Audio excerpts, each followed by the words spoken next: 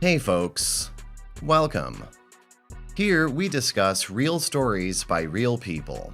Today we have the story of a man who finds out his fiancée has been cheating on him with her female friend. Let's see how it goes. Story 1. I, 33 male, have been dating my fiancée, 32, for the last 7 years. We met when we were co-workers at the local library. We would often flirt as we passed one another and would always find excuses to chat. One of my favorite memories of us was when we would both coincidentally put books back on the shelves at the same time. Anyway, we began dating and things have been going well. We live together in an apartment and are saving up to buy a house together. About a year after we started dating, I got a higher position at a different library. Being a librarian, she's in an all-women's book club and will oftentimes have them over or meet at one of the houses of the women in the group. They apparently also do things outside of book club, like wine and paints, and going to see musicals together. I try to be polite when they come over and stay out of their way, but one of them is really standoffish when she's around. She's a lesbian woman a few years younger than me. I would guess about 27 or 28. She always makes snippy little remarks and is just generally cold. Nothing I could call out without looking like a jerk, but enough that it's clear she dislikes me. I've mentioned it once or twice to my fiancé, who usually brushes it off with a simple, she doesn't really like men. I've expressed that that's sexist, but my fiancé always gets upset and makes a bunch of excuses for it, so I've stopped bringing it up.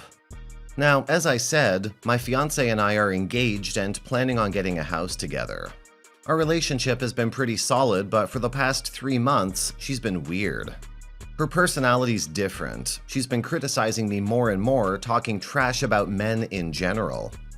I realized that she's been speaking exactly like the girl from the book club. I called her out on this and said I thought the girl was a bad influence on her and making her unpleasant to be around, and that I missed the way she used to be. She stormed off, and I was left to ponder what was going on. After an hour, I started to text and call. I had no idea where she was or when she would be back, but she ignored all of it. I did have a hunch, however, and I looked up the address the girl from the book club lived at. There was a sheet on the fridge with the number and address of all the book club attendees. I drove there and saw my fiancé's car in the driveway. I peered through the small window at the top of the door and saw my wife and this girl both shirtless on her couch. They were going at it. Shocked, I rang the bell and heard them whispering. I rang it again and the girl opened the door, her shirt partially buttoned. "What the hell do you think you're doing?" I demanded. I heard my fiancé leap up from the couch and call my name. The girl slammed the door and I heard her and my fiancé arguing. I shouted that we were done and I stormed back to my car. I saw my fiancé stumble out of the house, clearly drunk, and I drove away. When I arrived home, I packed my stuff and called my Uncle Tom. He came by with his truck and we loaded it up. Furniture, food, clothes, and television. Anything that was mine, I took. I eventually received a call that my fiancé had gotten pulled over for drunk driving. She had apparently had half a bottle of wine at the lesbian girl's house and tried to follow me in her car when I left. I refused to bail her out. I blocked her and her parents' number. I paid my landlord for my half of rent for the final month. As I said, we had been planning on buying a house since we only had another month left on our lease. I heard through my library connections that the book club disbanded. My fiancé apparently blames the lesbian girl for ruining her life. I think that's a tad unfair if I'm honest. My fiancé ruined her own life. That being said, screw them both. Especially because the lesbian girl tracked me down to my work and started screaming at me in the library about how I'm awful and ruined her life, and that she loved my fiancé, and now my fiancé won't talk to her. What she failed to consider is that the library is in the same building as the police station. She ended up arguing with the police and refusing to leave, and the police ended up arresting her. I have no idea if they actually charged her with anything, but I will fully admit, there was something very satisfying about watching the girl who home-wrecked me get thrown to the ground and handcuffed. Overall, I would say that other than lost time from being with my fiancé, I've pretty much come out on top here. I have plenty of money saved up, I make a good salary, and I have all of my hair. My buddy Steve has also introduced me to a very nice girl named Margot, who I've since been on 2 dates with. I don't know if I'm ready to actually jump back into anything yet, but it's nice to know I haven't lost my touch after all these years. Definitely a confidence booster. I'm glad things are going well for you, OP. Your ex and her AP got what they deserve. Your ex should have been open about her feelings. You two were planning on buying a house and getting married, but she was out there cheating on you with a woman. You did the right thing breaking things off with her. The relationship ended when she decided to get together with her friend. I hope you have more luck regarding your love life from now on, OP. Good luck. Story 2. So basically, my 18 male, girlfriend 18 of 6 months, calls me and says we need to talk. And I'm honestly not really expecting anything. She then commences to tell me that she's really sorry and that she was going to tell me in person, but I had insisted. She said she didn't remember anything and that her friend had told her what happened and it jogged her memory. But I doubt it since she told me with grueling detail. She was at her friend's farm with 2 other girls and 3 other guys. They were drinking alcohol and chilling in the barn. She left something in the house and was accompanied by one of the guys. The guy attempted to kiss her on the way back to the house, but she had turned it down and, according to her, slapped him across the face since she was sober. This was the first attempt from the guy to start anything. The night ensues and everyone gets wasted according to my girlfriend. Then the same guy makes a second attempt and kisses her. From there, they commence to do everything but have sex, and then she tells me that it was horrible in a failed attempt to make me feel better. In one of my past relationships, I had cheated on my ex with another girl while drunk, and I had gotten into an argument with my current girlfriend about it. She was threatening to break up with me because she said, once a cheater is always a cheater. But now she contradicted everything she stood on in that argument. I honestly don't know what to do. My flight leaves in 2 hours and we had planned to hang out when I got back. But now I'm not sure if that's what I want to do. OP, you know what to do. You're just afraid of what you have to do. That's okay. You're trying to decide between what's easy and what's right. She put herself in the situation to cheat and then proceeded to cheat. There's no surprise whatsoever in this situation. She chose to cheat. End the relationship and find someone who won't. If you proceed backward, you'll be stuck in a relationship with someone who knows that they can get away with cheating on you, and who will lose respect for you or look at you as less of a man because you didn't stand up for yourself. Now for some comments. Wow, 18 and already cheated on someone being drunk and now she's done the same thing. Leave her, she's a hypocrite and this will always play on your mind. She liked to think she was good and morally sound and lecture you on a bad decision. I wish cheaters would use the phrase bad decision instead of mistake. It comes across that they're trying to play it off as something that happened out of their control. When you get home, you don't call her, you don't talk to her. Give yourself a day or 2 to get collected. If you're blowing some dude, you know it's wrong. Everything but sex means she blew him and he probably reciprocated. Break up with her and don't hesitate to tell the full story when people ask what happened. When you break up with her, you are civil. You don't call her a hoe or S-slang. You simply say what she's done is unforgivable and that you never want to speak to her again. Break up with her. Also, be glad that you're only 18 and have only been with her for 6 months. It could be a lot worse. She could have been your high school sweetheart which you caught getting ass-effed by a jock. Or imagine being in your mid-30s and married with kids and a big mortgage, and you catch your wife having an affair with some other dude who might have even fathered one of your kids. What you're experiencing does hurt, but you'll get over it.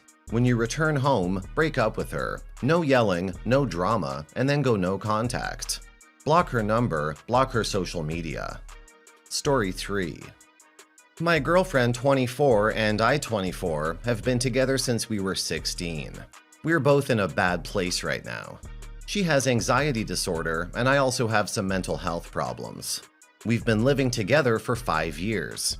I've studied in uni for 3 years and right now I'm struggling mentally, burnout. She's been trying to get into university for 5 years. And yesterday we found out that she didn't apply this year either. We were always there for each other. She has a summer job where she met a guy friend that she's been seeing a lot, only met him a month ago. I've been mostly okay with it. I've had my doubts from time to time, but we've always trusted each other. Well, yesterday, we were both in a really bad mood because she didn't get into university. That means she probably has to work in the same company she's been in this summer for another 9 months. After we got the news, she acted so strange. Wanted to be alone and wasn't as emotional from the news as in previous years. Also, she got home late yesterday because she was out with this guy friend. I tried to comfort her, but she pushed me away. This morning, before I left for work, I made sure that she had set up an alarm because she also had work today. I opened her phone and quickly checked her WhatsApp in the process. I found messages that I didn't want to see. She had been texting with him all night. The texts let me assume that they have at least kissed. I didn't know what to think and I had to get home early because I couldn't concentrate at work. It feels like hell. All memories ruined. For what? Part 2. Shit went to hell real fast. After the confrontation, she told me that she needed some space and needed to be 100% sure that she wants to be with me for the rest of her life. She told me that she hasn't technically cheated on me and wanted to work things out with me. I was so pissed and was stupid enough to stay. My depression worsened 10 times while I witnessed that she kept lying to me over and over again. I couldn't eat or sleep, and I lost over 6 kg in 30 days. I tried 5 types of sleep medication and started antidepressant medication. Still tried to make her happy and prove that I'm worth being with. Part 3.